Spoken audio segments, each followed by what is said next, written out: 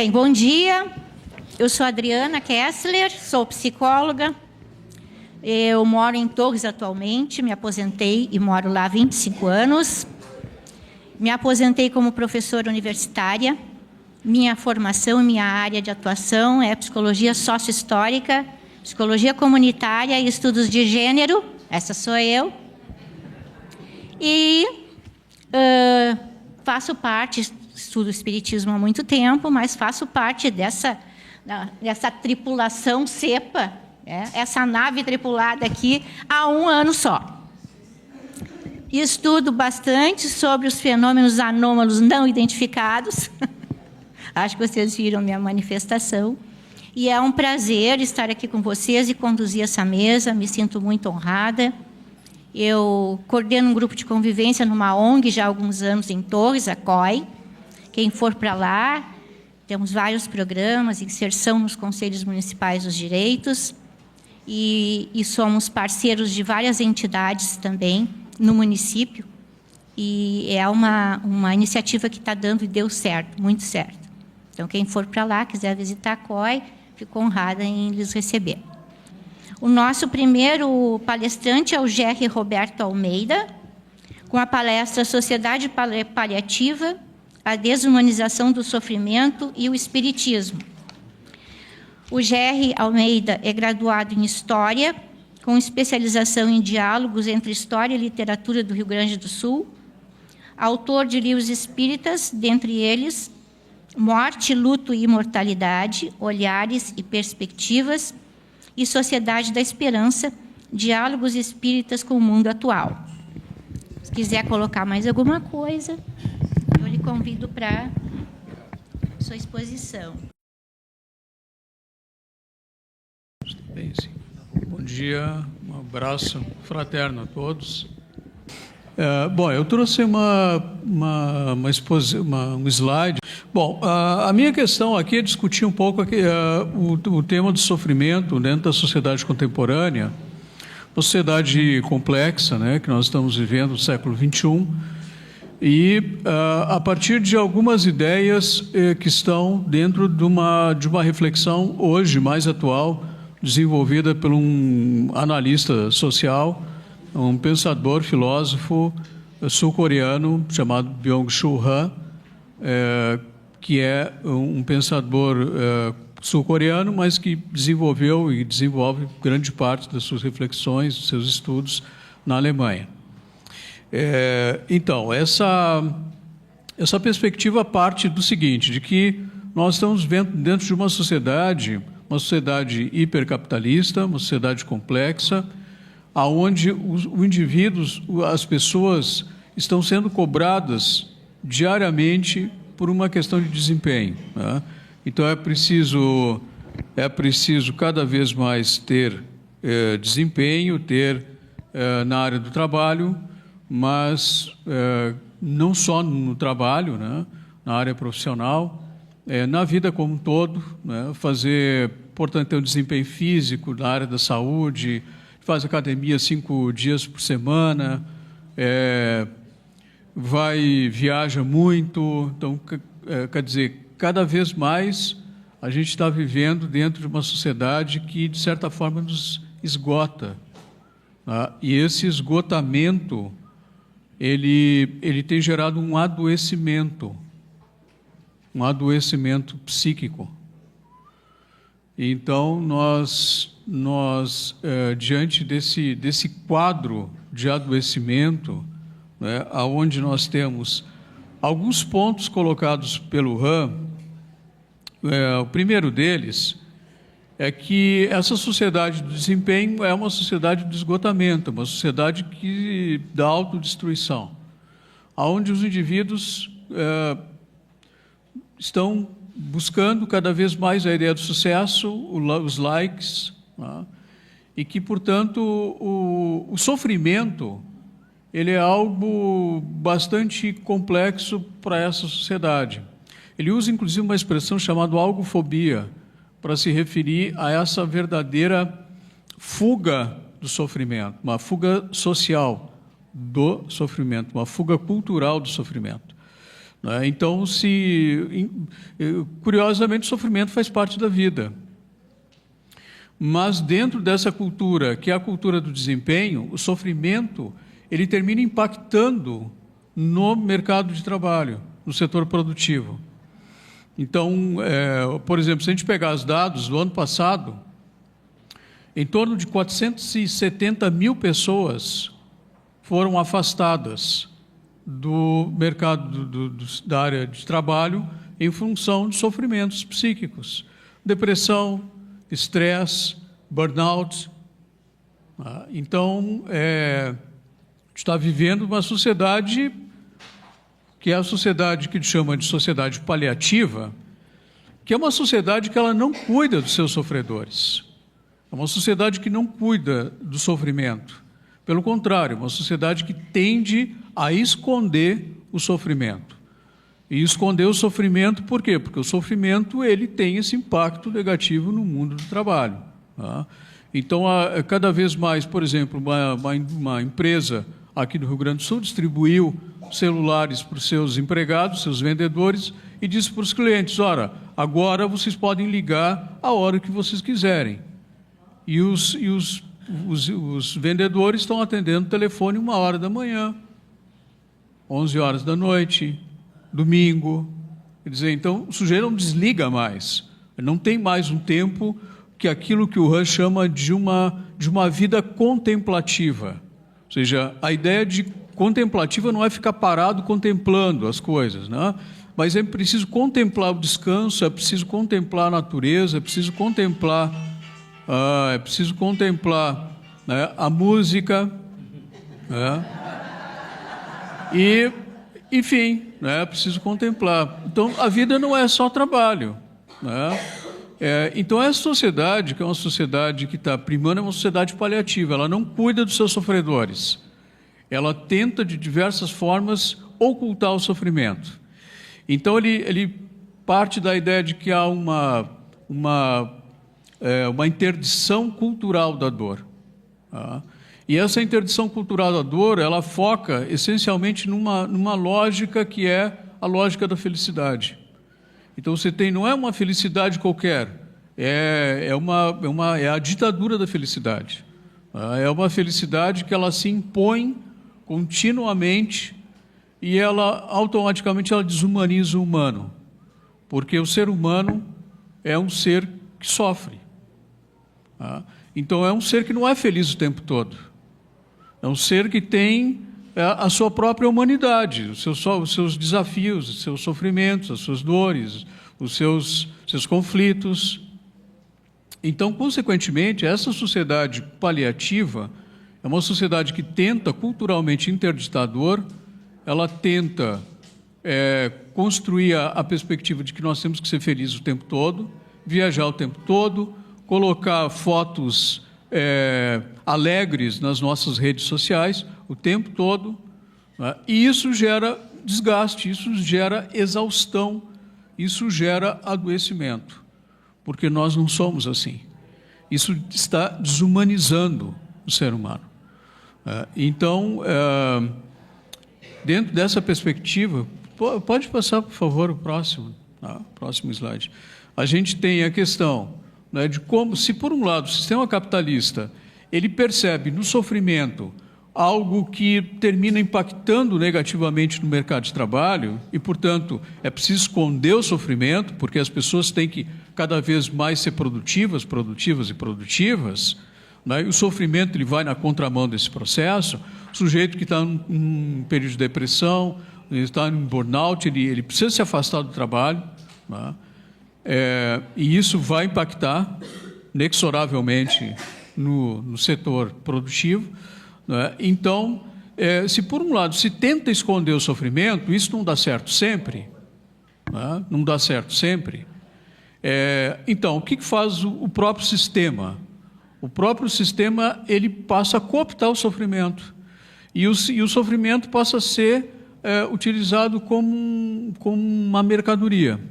Então se constrói a partir daí, né? A gente tem um livro que aborda muito bem isso, da Maria Rita Kell, que é uma psicanalista, né, brasileira, é O Tempo e o Cão, sobre a atualização das depressões, onde ela fala dessa cultura da medicalização. É claro que aqui a gente não é contra a medicalização, óbvio que não é isso, né? Mas essa forma de tratar o efeito, não tratar as causas mais profundas que causam sofrimento humano. Então, quer dizer, quando a gente está falando dessas 470 mil pessoas que se afastaram do trabalho ano passado, essas pessoas provavelmente estão tomando medicação. Mas qual a causa mais profunda, ou as causas mais profundas que levaram a esse afastamento? Isso não é discutido. Isso é interditado, de certa forma, né? Então, você não discute isso. Então, a sociedade paliativa é uma sociedade que ela trata o efeito, mas ela não trata as causas mais profundas que levam ao sofrimento humano. Então, ela é uma sociedade paliativa não no sentido de acolher, é no sentido de esconder o sofrimento sofredor. Tá? O Christian Dunker diz que o depressivo é o anti-herói da sociedade contemporânea. Então, a gente está dentro desse contexto. Então, o sistema cooptou o sofrimento. Então, o sofrimento é uma mercadoria, então ele vende. Tá? Então, você tem aí, por exemplo, livros de autoajuda, nunca venderam tanto no mercado editorial. A gente vai em feira do livro, é só livro de autoajuda. Tá? Pense positivo, você vai mudar a sua vida. Tá? Quer dizer, programas de televisão, canais no YouTube, vida saudável, comida, alimentação, academia, há uma academia em cada esquina. Não que isso seja ruim, tá? Mas é que o sofrimento vende. O sofrimento vende. Tá? Então, dentro desse contexto, nós temos também o sofrimento social. A gente está vendo aí o sofrimento das populações marginalizadas, o sofrimento da população negra, que historicamente carrega o peso dos quase 400 anos de escravidão que o Brasil teve, tá?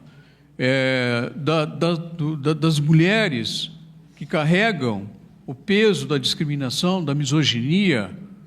Então, nós temos um sofrimento social, sofrimento dos próprios trabalhadores exauridos na dinâmica da vida contemporânea, que lhe suga completamente os momentos de descanso.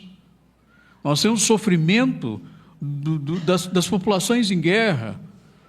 Imaginem o sofrimento daquela mãe na faixa de Gaza que está correndo com o filho morto nos braços em função do bombardeio.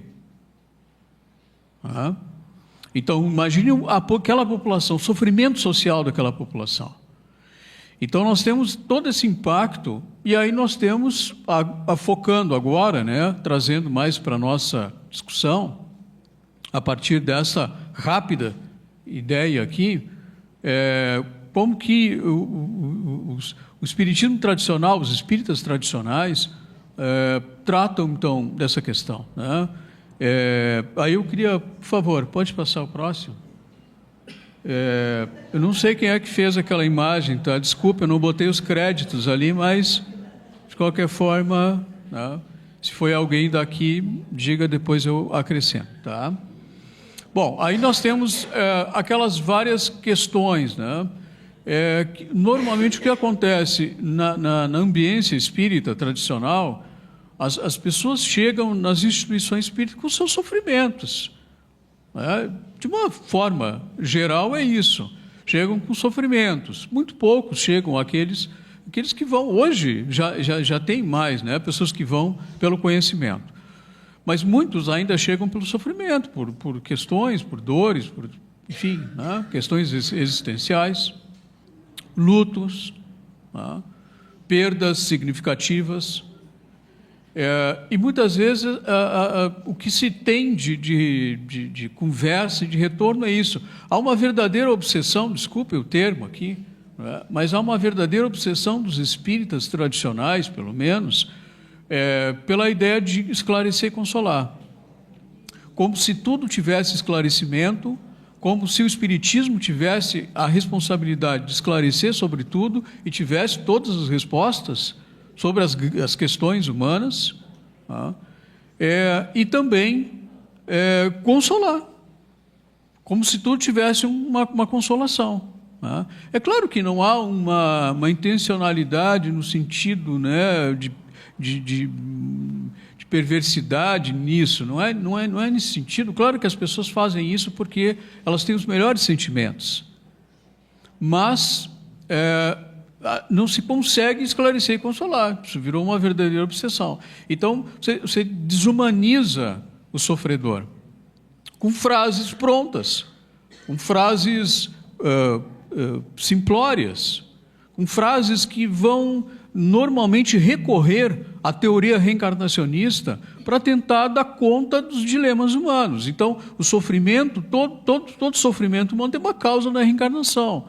Então, ou a pessoa é expiação, ou é prova, ou é isso, ou aquilo, ou é do passado e vem.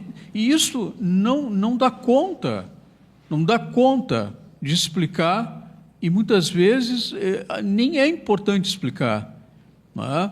A dor, ela não existe para ser glorificada e nem interditada. A dor existe para ser ressignificada, para ser tratada.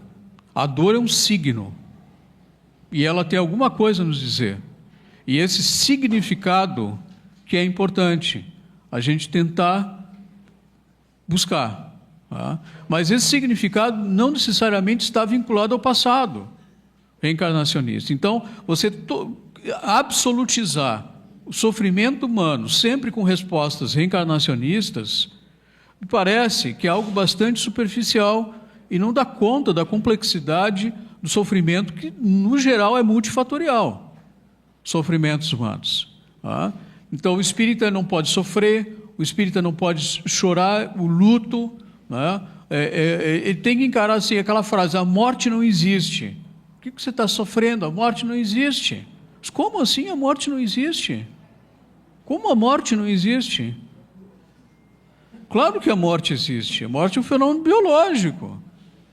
Então, é preciso a gente humanizar o ser humano. O ser humano está sendo desumanizado dentro de uma abordagem meramente de uma visão metafísica religiosa. Então, o ser é o espírito, ok, tudo bem, é uma concepção que abre espaços para a esperança, sem dúvida, abre espaço. Mas a gente parte, o Alexandre, quando a gente escreveu a Sociedade do Sujeito Inacabado, a gente parte de uma reflexão que é a ideia de que a verdadeira vida para nós é a vida que nós estamos vivendo. Agora, essa é a verdadeira vida. Depois, quando a gente desencarnar, aí vai ser a nossa, vai ser a verdadeira vida, vai ser aquela. Mas hoje nós estamos aqui. Então, hoje essa é a verdadeira vida. E é essa que a gente tem que se acercar e pensar. Por favor, pode passar para o próximo. Então, esse contramundo do sofrimento, ele exige um contramundo curativo. Esse contramundo curativo, às vezes, não está no esclarecimento. Ele está na terapia, ele está no acolhimento, ele está na empatia, ele está no ouvir uma audição qualificada. Uma audição qualificada a respeito do sofrimento. Não é aquela audição que eu estou ouvindo o que o outro está dizendo já para doutriná-lo. Não é isso. Mas é uma audição qualificada no sentido de poder, inclusive, orientar, se for o caso, para buscar terapias adequadas. Então, estamos precisando desse contramundo nas sociedades que nós estamos inseridos, sociedades espíritas. Por favor, o último, então, para a gente finalizar aqui.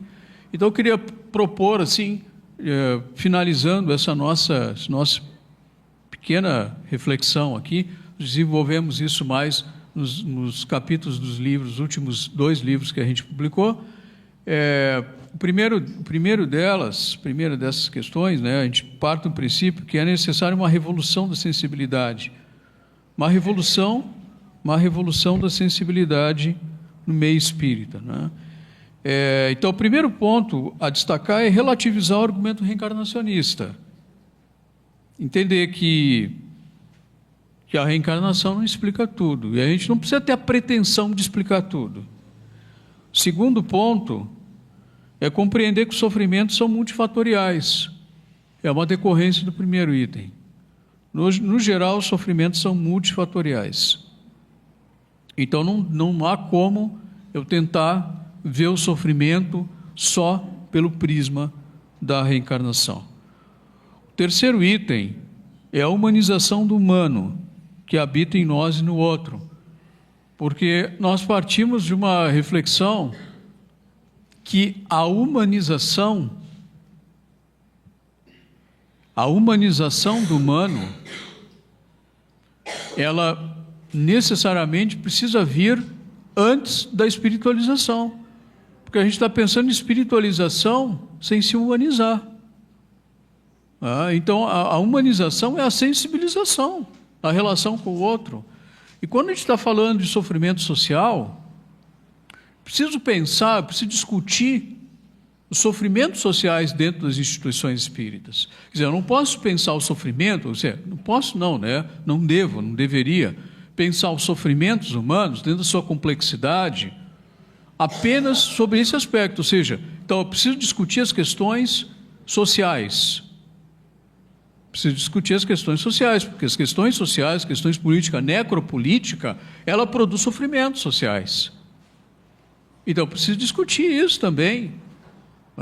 Eu preciso dialogar com outras áreas do conhecimento, para mim poder entender de uma forma mais ampla e globalizada a questão do sofrimento humano.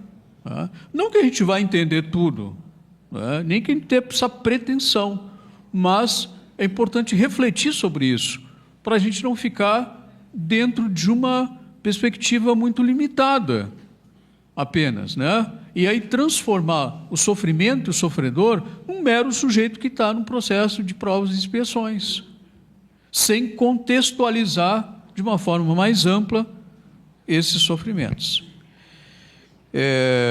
E, por fim,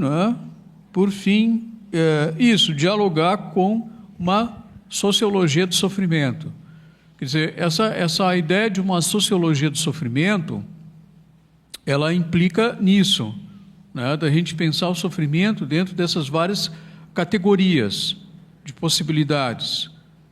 O sofrimento dentro de determinados grupos, sofrimento produzido por ações políticas, não sofrimento só no sentido moral, né?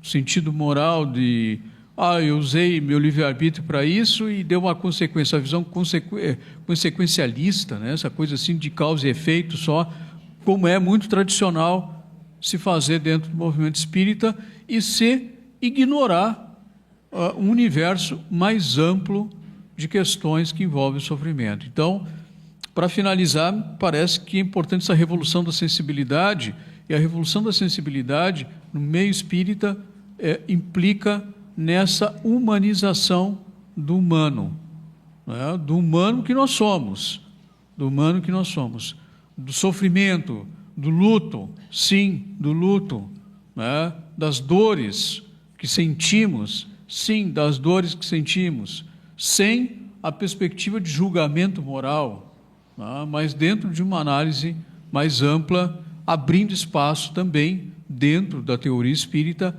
para a esperança, que afinal de contas é fundamental em nossa vida. Muito obrigado.